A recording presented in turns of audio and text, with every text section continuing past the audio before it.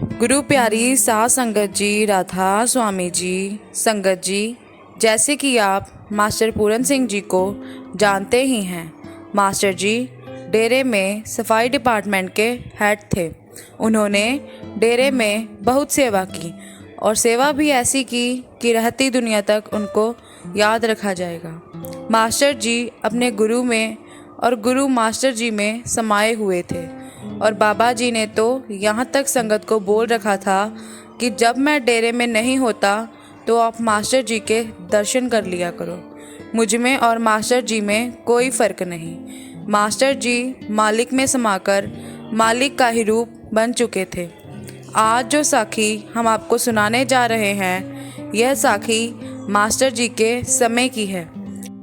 साखी बहुत सुंदर है, इसलिए पूरी सुने।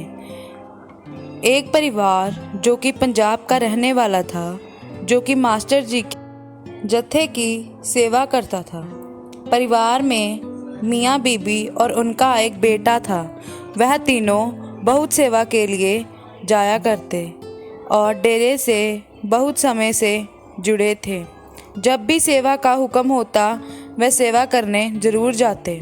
सब काम छोड़कर वह सेवा के लिए भागे भागे चले जाते। मास्टर जी भी उस परिवार को बहुत अच्छे से जानते थे और उनसे बहुत प्यार करते थे। उस परिवार का लड़का अब जवान हो चुका था। उस लड़के के यार दोस्त मित्र बड़ी बुरी संगति में पड़ चुके थे। वो शराब वगैरह भी पीते थे, कई गलत काम भी करने लग गए थे, पर वो लड़का अभी तक ऐसे कामों में नहीं पड़ा था। एक बार लड़के के दोस्तों ने घूमने का प्रोग्राम बनाया कि हम चारों दोस्त मिलकर मनाली चलते हैं। लड़का भी मान गया कि चलो चलते हैं। उन्होंने संडे शाम का प्रोग्राम बना लिया। लड़का जब घर आया तो उसने अपने माता पिता से कहा कि हम दोस्तों के साथ मनाली जा रहे हैं। लड़के की माँ ने जब मना किया तो लड़का नहीं माना। वह जिद करने लगा कि मैं जाना चाहता हूँ। लड़के की माँ ने पूछा कि कब जाना है। लड़के ने बताया कि संडे शाम को जाना है। तो लड़के की माँ ने कहा कि संडे सुबह तो हमने मास्टर जी की सेवा पर जाना है, तो ऐसा करो कि हम सुबह सेवा पर चलते हैं, फिर तुम मास्टर जी से पूछ लेना, तो फिर सेवा करके मनाली के लिए निकल जाना। लड़का मान गया। उसने सोचा दोपहर तक सेवा कर लूँगा, फिर शाम को मनाली के लिए दोस्त मुझे वहाँ से ही ले लेंगे। वह तीनों संडे सुबह सेवा के लिए मास्टर जी के पास पहुँच गए और भी बहुत लोग सेवा के लिए आए हुए थे। वह लड़का भी खड़ा था। तो मास्टर जी ने जब उसे लड़के को देखा तो मास्टर जी उस लड़के के पास गए और सभी के सामने लड़के को धक्का मारकर उसे नीचे गिरा दिया।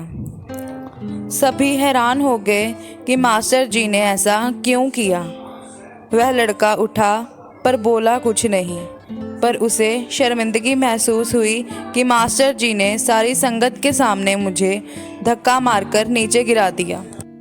मास्टर जी वहाँ से चले गए, पर लड़का बहुत दुखी हुआ कि मास्टर जी ने उसके साथ ऐसा क्यों किया। उसके बाद मास्टर जी ने सभी की सेवा लगाई और सभी को सेवा के लिए भेज दिया और उस लड़के को कोई सेवा नहीं दी। उसके बाद मास्टर जी ने आखिर में उस लड़के को बुलाया और उसको बहुत दूर अकेले को सेवा करने के लिए भेज दिया और कहा कि तुम्हें लेने के लिए कोई ना कोई आ जाएगा। लड़का सेवा के लिए अकेला ही चला गया और सेवा करने लग गया। शाम होने को आई, पर उसे कोई लेने नहीं गया। उसके दोस्तों ने उसे फ़ोन किया कि हम तुझे लेने के लिए पहुंच रहे हैं, तुम गेट पर आ जाओ। लड़का बोला कि मैं तो सेवा कर रहा हूं और मुझे कोई लेने भी नहीं आया और मेरा ना ही मन है। तुम सब चले जाओ, मैं जाना नहीं चाहता और ना ही मेरा जाने का मन है। दोस्त मनाली के लिए निकल गए। कुछ देर के बाद सेवादार उस लड़के को लेने पहुंच गए और कहा कि मास्टर जी बुला रहे हैं। जब लड़का मास्टर जी के पास पहुंचा तो मास्टर जी ने उस लड़के के साथ खाना खाया, पर लड़के ने मास्टर जी से कोई बात नहीं की कि आपने मुझे धक्का मारकर क्यों गिराया था। पर जब जाने लगे तो लड़के की माँ ने मास्टर जी से पूछा कि आपने सभी के सामने मेरे पुत्र को धक्का क्यों मारा था। मास्टर जी बोले कि बेटा, मैंने इसे धक्का नहीं मारा था, मैंने तो काल को धक्का मारा था। ये बात बोलकर मास्टर जी वहाँ से चले गए। लड़का और लड़के के माता पिता को ये बात समझ नहीं आई। वह वापस आ गए। अगले दिन जब सुबह हुई तो उनको पता चला कि जो लड़के के यार दोस्त मनाली गए थे, उनकी कार पहाड़ी से गिर गई और सभी की मौत हो गई, क्योंकि उन्होंने शराब वगैरह पी रखी थी। उनसे कार कंट्रोल नहीं हुई और पहाड़ी से नीचे गिर गए और सभी की मौत हो गई। वह परिवार रोने लग गया।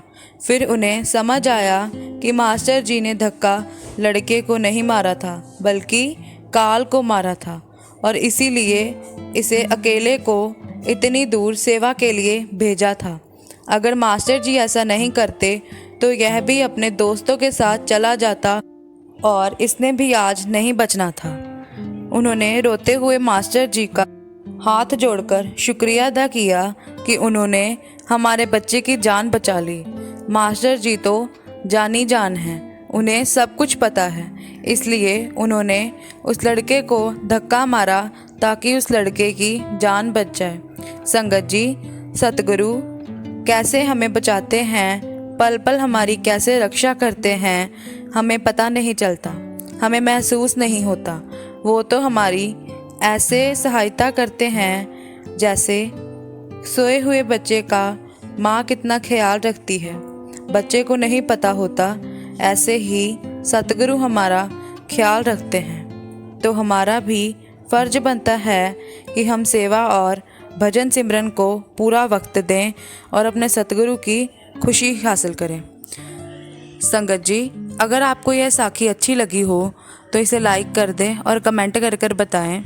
और ऐसी और रूहानी साखियाँ सुनने के लिए हमारे चैनल बाबा जी साखियों को सब्सक्राइब कर लें। राधा स्वामी जी।